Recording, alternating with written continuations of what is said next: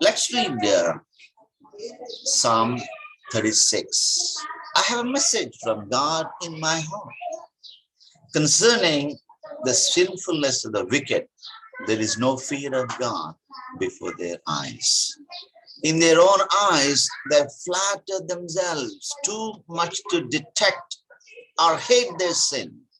The words of their mouths are wicked and deceitful.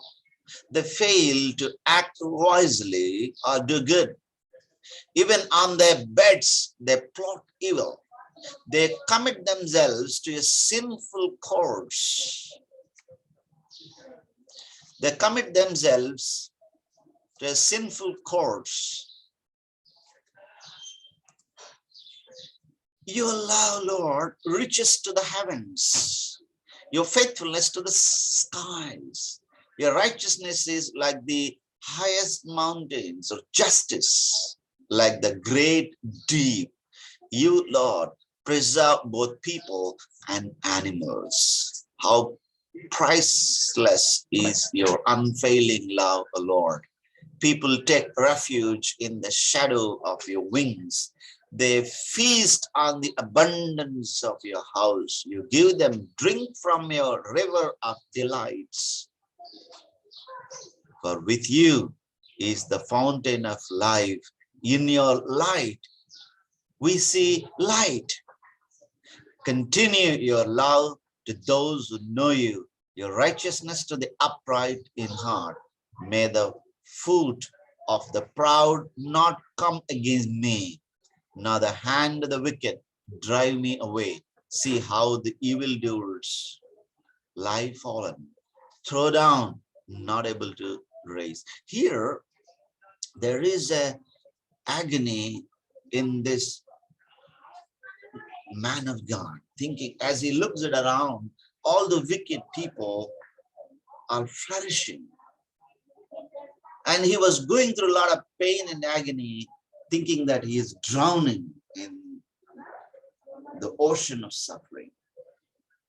He had this question in his mind saying, God, I am always good in your sight, honestly walking in your law. I'm honestly walking in your sight in a trustworthy manner.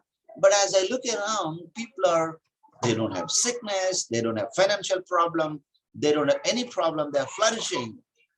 But I am faithful to you, but why I'm always having trouble? God answered the question to him, saying that,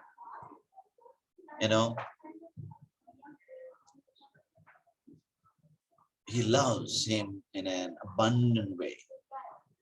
When he had this kind of, the illumination, the Hindu philosophy talks about illumination. When you come to your senses, the prodigal son, when he came into senses, he came back to the Father. In that way, David came back to his senses and he understood the mightiness of God, the greatness of God. Here he had this question. I have a message from God in my heart concerning the sinfulness of the wicked. There is no fear of God before their eyes. There is no fear of God before their eyes. So he understood. Yes, they don't have a fear of God. In their own eyes, they flatter themselves too much to detect or hate their sin. The words of their mouths are wicked and deceitful. They fail to act wisely or do good. Even on their beds, they plot evil. Even on their beds, they plot evil. The people today,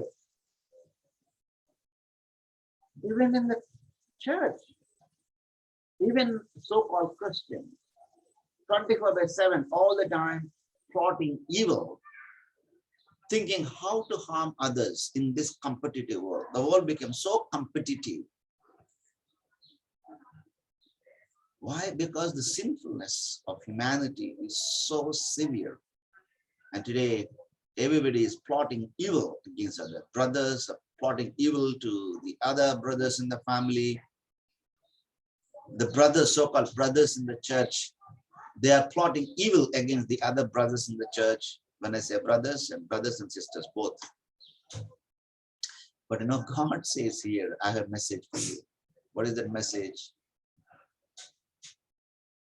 Your love, Lord, reaches to the heavens, your faithfulness to the skies, the righteousness is like the highest mountains, your justice like the great deep.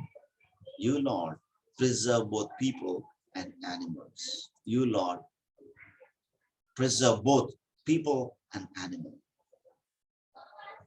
People and animal. God preserves us in this ocean of life as we continue to swim. There are wicked people who make you to drown in the water. They don't give a helping hand to raise you up, but rather they throw heavy weight on you so that you drown. But praise God, God will never allow us to drown in the ocean of life. He always gives his hand, he raises up. That's the reason here God says,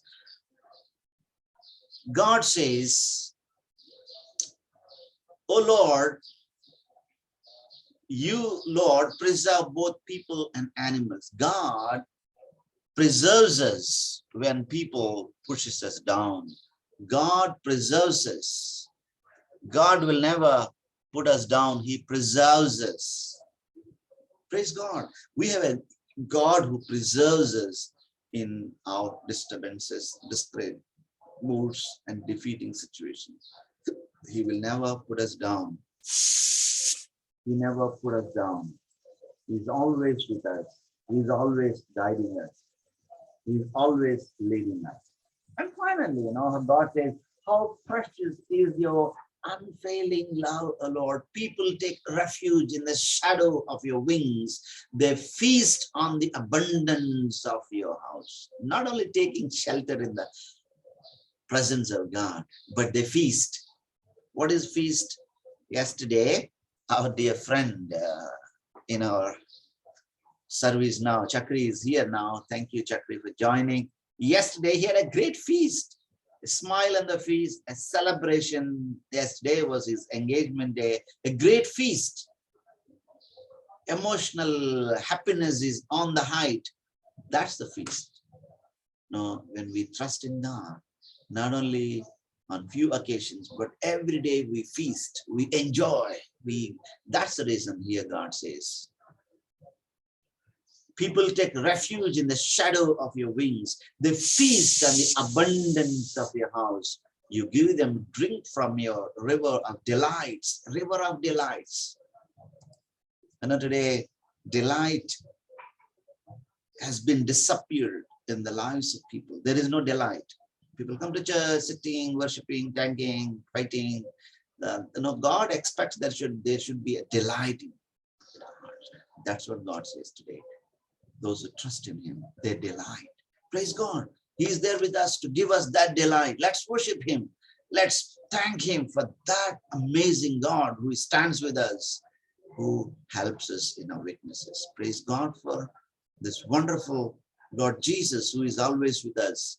And today, let's take time, few minutes, and worship God with our verbal proclamation of God's goodness. If you feel like singing a song, make a melody, do it, and let's spend a few minutes of time in worshiping God.